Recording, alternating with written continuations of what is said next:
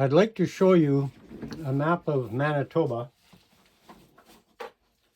where I live, right in the middle of Canada. Ontario on one side, Saskatchewan on the other. Just below us is South Dakota, or North Dakota, I mean, and Minnesota. And we're called the Keystone Province because it's the boundary, kind of in the shape of a key. And the stone, I guess, because of the Canadian shield that's, throughout the northern regions.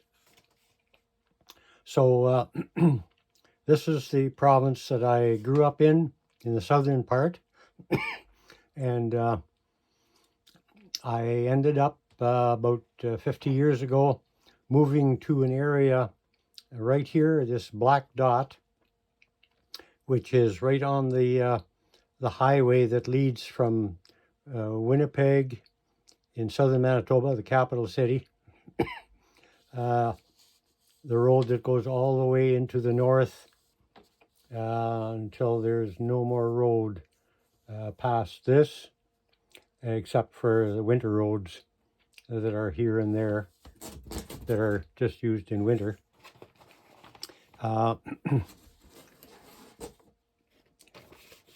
The size of the province is approximately 800 miles from the southern border, which touches the United States, to where it touches the Northwest Territories.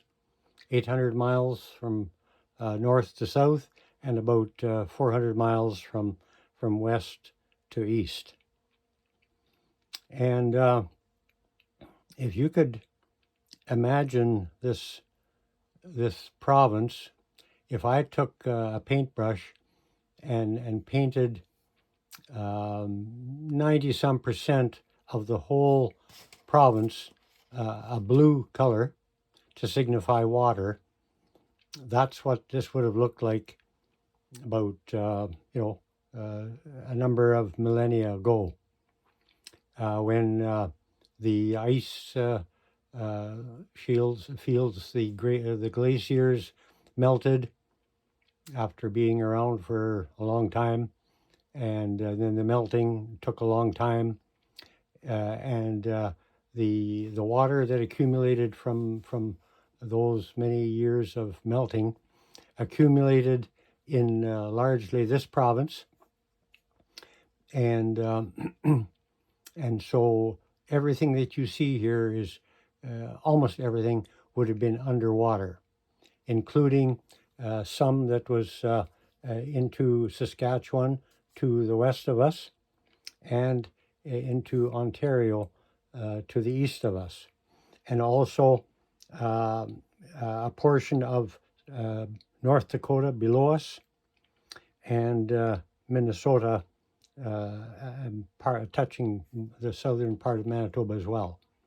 So it was a huge body of water, Lake Agassiz. And I guess it took many, many years to drain away as well. So when it finally drained as far as the low areas would allow it to, what was left is what you see here on this modern map of Manitoba.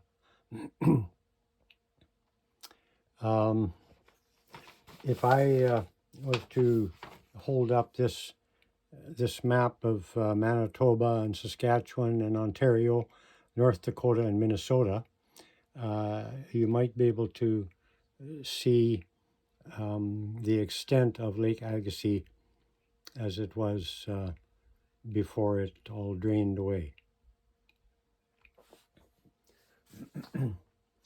So this is the province where I live.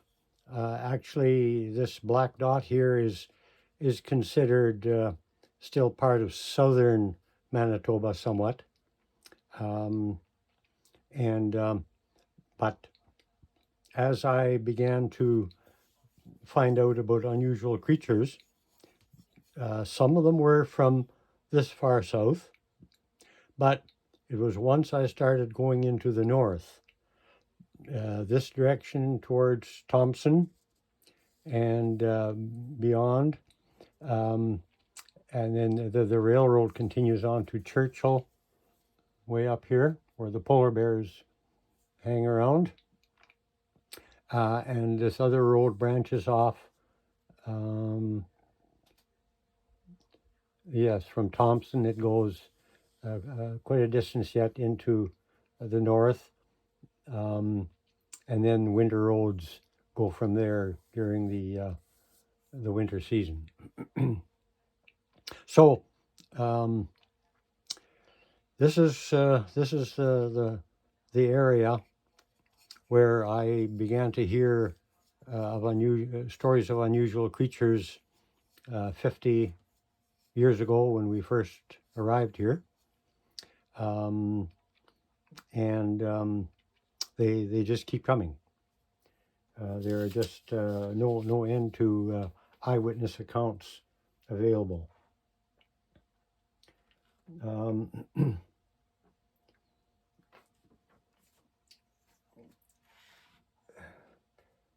Yes, just to mention the size of Lake Winnipeg, it's about close to 250 miles long from the bottom, which is near the city of Winnipeg, to the top of it, which is not too far from the community of Norway House, and Lake Manitoba, which is, if I'm here, I can see just maybe a quarter of a mile away or less, I can see Lake Manitoba, and this lake is about half the length of Lake Winnipeg.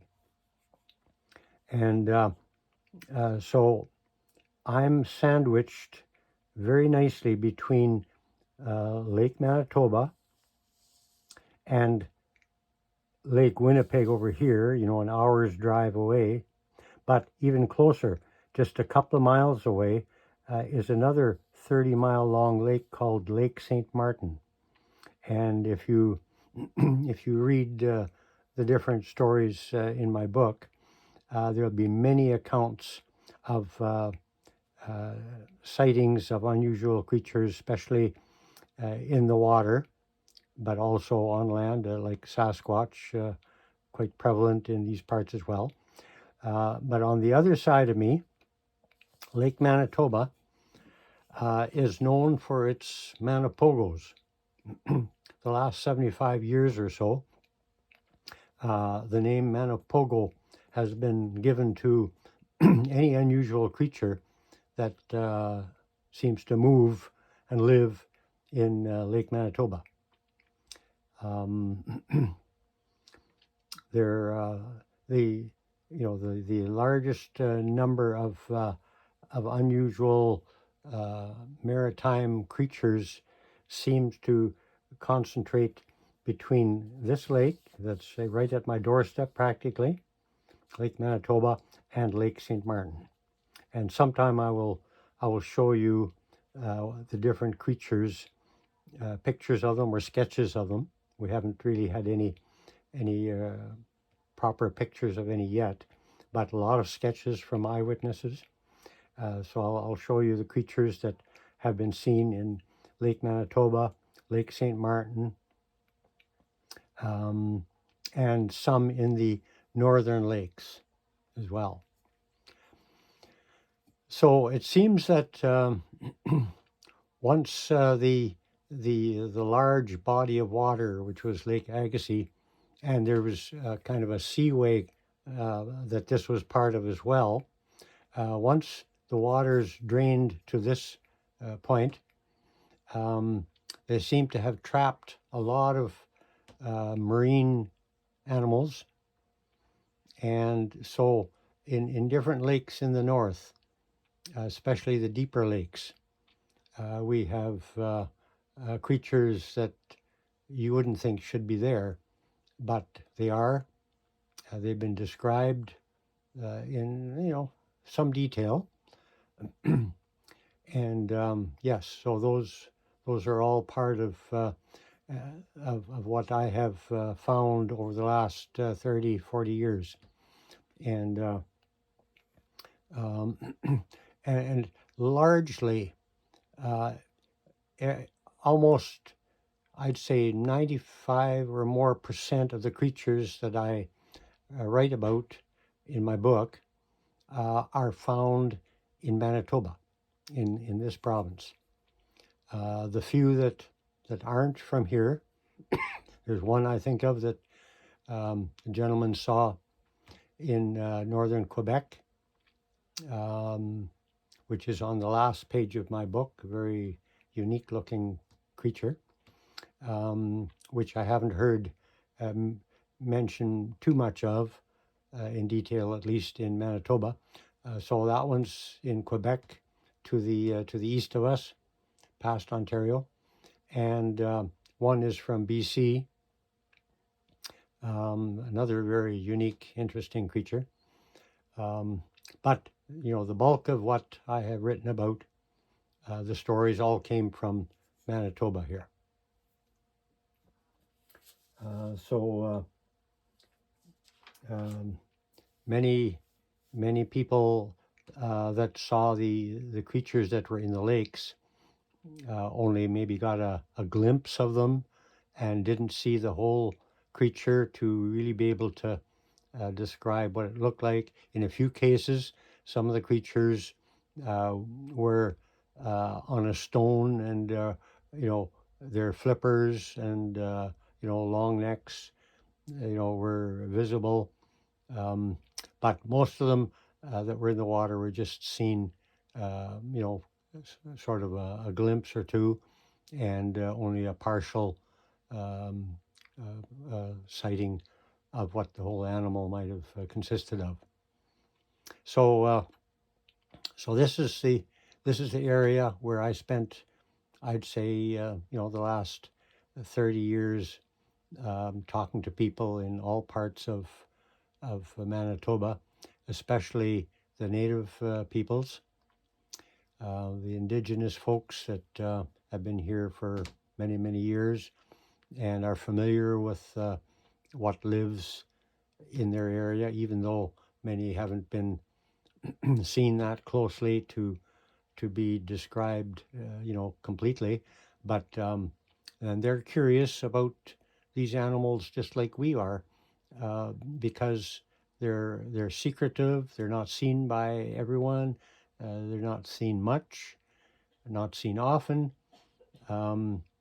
So everyone seems to be curious, what these creatures are all about, and so I'm delighted to have the privilege of traveling around, or having done that a lot. I'm not doing quite so much anymore, but I've gained a lot of information and corroborating information, which feels very good.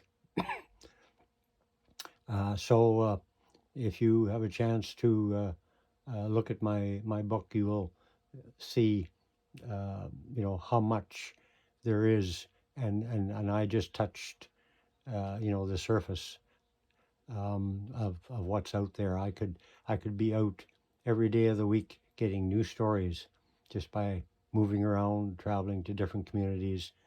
Um, yeah, I'm sure they're happening much faster than what I could ever keep up with. So there's all kinds of room for future research, discovery, and I'll give you some of what I am familiar with in the next while. So we'll see you again soon. Bye for now.